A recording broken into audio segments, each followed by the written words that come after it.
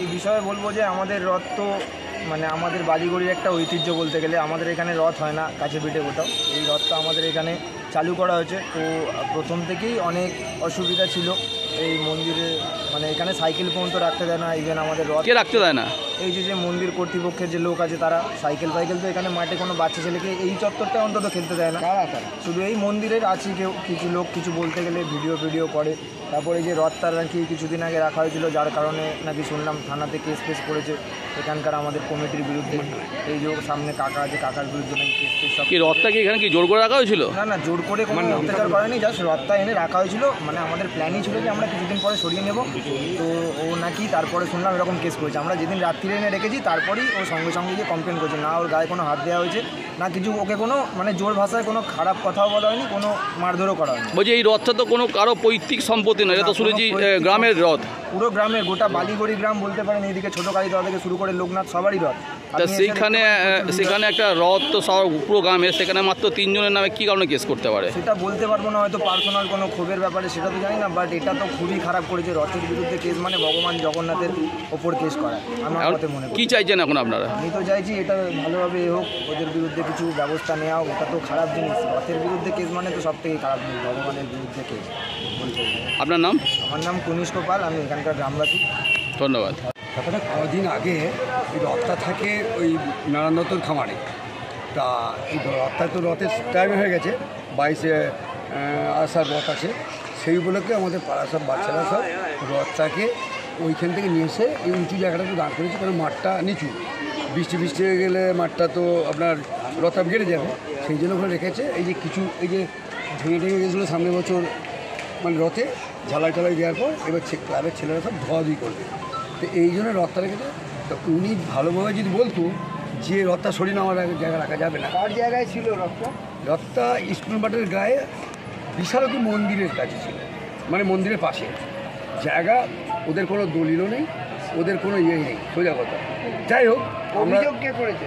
অভিযোগ করেছে গায়ত্রী দত্তর মেয়ে কী জন্য কেতকী দত্ত নাকি অভিযোগ করেছে আমরা জোরজবরদস্তি এই রথ মানে বিশালক্ষীর জায়গা অধিকার করে নিচ্ছি, আমরা নাকি হুমকি দিয়েছি। মানে সবই মিথ্যে। প্রয়োজনে আমি ছিলাম না, রথটা ক্লাবের ছেলেরা নিয়ে এসছে বাচ্চারা। তো আমার নামে এবং বিনয় পণ্ডিত একজন স্কুল মাস্টার, একজন রাইটার্সে কাজ করে, তার নামে 3 জনের নামে একটা ইয়ে করেছে যে আমরা নাকি 144 জারি করেছে, আমরা নাকি রথটা ওই 144 তো জায়গার উপরে হয়, আপনার উপরে তো হবে না। আমাদের নামে কেস করেছে আমরা নাকি জোরজবরদস্তি এইখানে রথটা রেখেছি। আমাদের অজান্তে আমরা বাচ্চা রেখেছে, তা মুখে বললে আমরা সরিয়ে নিতাম। সেই জন্যে আমাদের হট করে যদি থানা থেকে যখন চিঠি এলো আমরা জানতে পারলাম কী ব্যাপার না, রথকে কেন্দ্র করে চিঠি আমরা অলরেডি আমরা সব জায়গায় থানায় গেলাম, বললাম যে আমাদের কী অপরাধ, আমরা তো অজান্তে আমাকে বলি সরিয়ে নিতাম। তো তার জন্যই ছোটো জায়গায় স্পটটা রথটা রাখা। কী চাইছেন এখন আপনারা? কী চাইছেন? আমরা চাইছি অন্য কিছু নয়, যে এটা তো আমরা ভদ্রলোকের ঘর ছেড়ে আমাদের নামে এইরকম করা, এটা তো ঠিক উচিত হয়নি। উনি ভদ্রভাবেই বলতে পারতেন। তা আমাদের নামে এই সব করা মানে আমাদেরও তো মান সম্মান লাগে। একটা গ্রামের রথ আমার ব্যক্তিগত সম্পত্তি নয়, আমি কোনো জায়গা অ্যাকোয়ার করছি না, আমি কোনো জায়গা ওনার অধিকারও করতে চাই। তো ব্যক্তিগত জিনিস হলে এটা মানতাম। গ্রামের রথ সে রেখেছে হয়তো ভুল করে, মুখে বললেই সরিয়ে এর জন্য এত ব্যবহার করা তো ঠিক নয়। আপনার নাম? আমার নাম গুরুসাগর চ্যাটার্জি। আমি এই গ্রামের রথের সভাপতি। ধন্যবাদ। রথটা আমাদের ক্লাবের এই ছেলেটা, বাচ্চা ছেলেটা টেনে এনে এই জায়গাটায় রেখেছিল, কিন্তু এর আগের বছর থেকে সূচনা, সেই বছর এখানে আমাদের রথ এখান থেকে সূচনা হয়েছিল, সেই সূত্রে এখানে নিয়ে এসে রাখা হয়েছিল। কিন্তু ভদ্রমহিলা নিজে যদি বলতেন যে ভাই এখানে রথটা রাখিস না, একটু সরিয়ে দে, সেটা ভালো কথা। ভদ্রমহিলা না বলে ওনার মেয়ে কাকুলি দত্ত যে রিজরায় থাকে, কেতকী দত্ত যে রিজরায় থাকে, অনস্পট সে ছিল না, সে কী করে এরমভাবে 3 জনের নামে একটা কেস করতে পারে, কোর্ট কেস হতে পারে? আমার তো মাথায় কিছু ঢুকছে না। আর এটা 16 আনা রথ, ওনারও তো অধিকার আছে এই রথের ওপর, তাহলে উনি বা আমাদের সঙ্গে সহযোগিতা করলেন না কেন? আমার তো মনে হচ্ছে এর ভেতরে একটা বড় চক্রান্ত কাজ করছে। তা আপনারা যদি সহযোগিনের তদন্ত করে দেখেন আমার মনে হয় খুব ভালো হয়, আর যাতে করে রথটা সুষ্ঠুভাবে হয়, প্রত্যেক বছর হয়, সেই ব্যবস্থা হলেই ভালো হয়।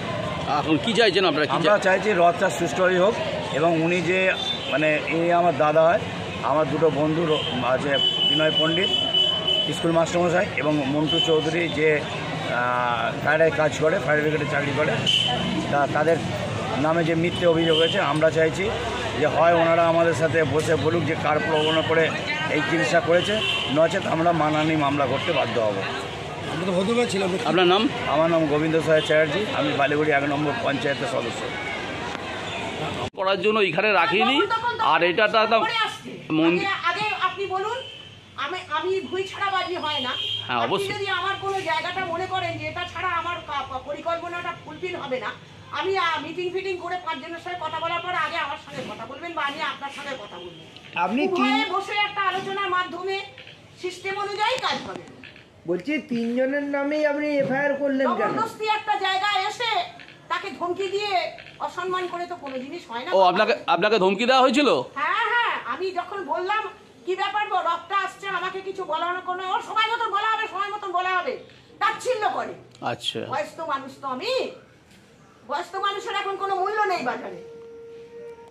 তারপরে সাদা মাথায় চলে ফিরি, এত বড় অ্যাসেটের মালিক বলে সে দাম্ভিকতাটা আর অহংকারটা নেই না, ওই জন্য একটু অবহেলিত।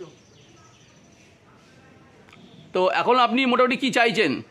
চাইছি আমার কথা এখানে কিচ্ছু চলবে না। আমাকে আমার মেয়ে তো কথা বলতেই বারণ করছে। আমি তো আমার পুত্র সমতুল্য তোমরা বলে আমি তোমাদেরকে একটু কথা বলছি। হ্যাঁ,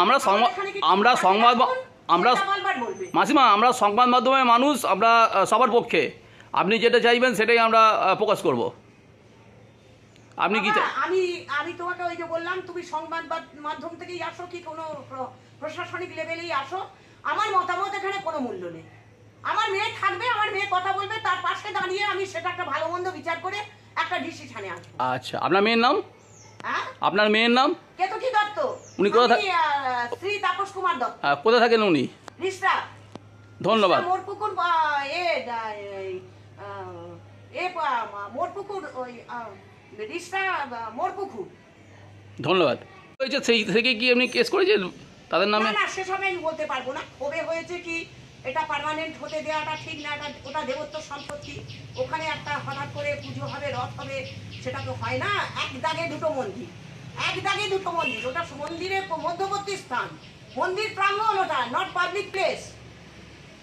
আপনি এরপরে যা কিছু জানান আমার মেয়ের কাছে জানুন, আমাকে এভাবে ডিস্টার্ব করবেন না।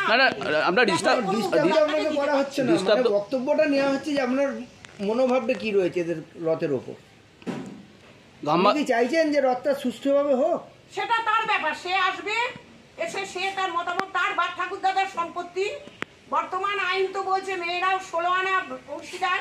অবশ্যই আমার কথা নিশ্চয়ই থাকবে, আমার মেয়ের কথাটা প্রাধান্য আগে আমায় দিতে হবে, কেননা সে আমার সবকিছু রক্ষণাবেক্ষণ, তত্ত্বাবধান সবকিছুটাই আমার সে যখন করে, ভালো মন্দ বিচার। কিন্তু একটা গ্রামবাসী কমিটির রথে মাত্র 3 জনের নামে কেন কেস হলো? ব্যাপারে কিছু বলতে পারবো না। আজ সকালবেলা ওই জন্যই রথটা হঠাৎ করে টেনে, আমার মাঝখানটায় ছিল, টেনে নিয়ে যে মাঠে ডাকা হলো। আমি জানি যে বোধহয় ইনকোয়ারি হবে বলেই ওনারা সজাগ হচ্ছে। না, গ্রামবাসীদের বক্তব্য যে রথটা ওখানেই ছিল, কিন্তু কোনো রকম জবরদখল করার জন্য রাখা হয়নি, জাস্ট ধোয়ার জন্য। দখল কি দখল সেটার প্রশ্ন পরে আসছে না, তারাও স্বীকার করেছে। পরে আসছে আমার জায়গায় আপনি কিছু করবেন, আমার ওই দাগের মধ্যে কোনো নাও আমি করতে দিতে পারি তো। কিন্তু তারাও দাবি করছে যে ওটা দেবত্ব সম্পত্তি, কারো তো একক মালিকানা নয়। তারা এরকম আপনার কথা কিছু বুঝতে পারছি না, কানে একটু কম শুনি। বলছি তারা বলছে দেবত্ব সম্পত্তি, তারা বলছে মন্দির ওটা দেবত্ব সম্পত্তি, কারো একক মালিকানা নয়। তাই নাকি? সেরকম বলছে। কোর্ট কি মুখে দিয়ে বসে আছে? সে কাগজপত্র দেখেই আপনার 144 ধারা জারিটা করেছে। আচ্ছা, হ্যাঁ, এ ছেলে মানুষ, পাশের বাড়ির ছেলেকে যা বুঝিয়ে দিচ্ছি তা না। কোর্ট কিন্তু কাগজপত্র দেখে করেছে, বা দরকার পড়ে আমি সব কাগজ আপনাকে সাবমিট করব। আচ্ছা, আপনার নাম?